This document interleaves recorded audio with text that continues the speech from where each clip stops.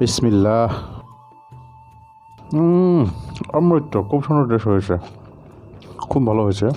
শুধু যারা যারা আমাদের চ্যানেলটি সাবস্ক্রাইব করেন নাই, চ্যানেলটি সাবস্ক্রাইব করে রাখুন এবং আমাদের পাশেই থাকুন। ধন্যবাদ। আসসালামু আলাইকুম। আজকে আমরা কোয়েল পাখির ডিম দিয়ে খিচুড়ি রান্না করব। আমরা কোয়েল পাখির ডিম নিয়ে নিয়েছি কয়েক হালি। এখন আমরা ডিমকে সেদ্ধ করে নেব। আমরা ডিমকে সেদ্ধ করে নিয়েছি।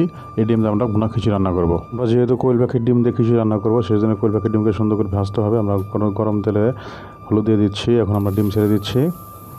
ডিমগুলো সুন্দর করে ভাজতে হবে, যেহেতু আমরা কোয়েল পাখির ডিম দিয়ে খিচুড়ি রান্না করব। ডিম যদি সুন্দর করে ভাজা না হয় তাহলে কাঁচা কাঁচা থাকবে। আমরা ডিমগুলো ভেজে নিচ্ছি। আমাদের ডিম ভাজা কমপ্লিট। আমরা কড়াই থেকে ডিম উঠিয়ে নিচ্ছি।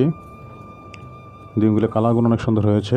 আমরা খিচুড়ি রান্না করার জন্য আমরা তেল দিয়ে দিচ্ছি মশলা, দিচ্ছি মরিচ, দিচ্ছি আদা রসুন বাটা, দিচ্ছি লবণ, দিচ্ছি মরিচ, হলুদ এবং দিয়ে দিব কাঁচা টমেটো,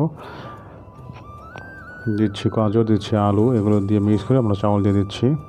আমাদের খিচুড়ি রান্না কমপ্লিট। আমরা এখন ডিমগুলো ছেড়ে দিচ্ছি। ডিমগুলো ছাড়া শেষ। খিচুড়িতে অনেক সুন্দর কালার আসছে। এখন খেয়ে দেখবো, দেখি কীরকম টেস্ট হয়েছে। বিসমিল্লাহ।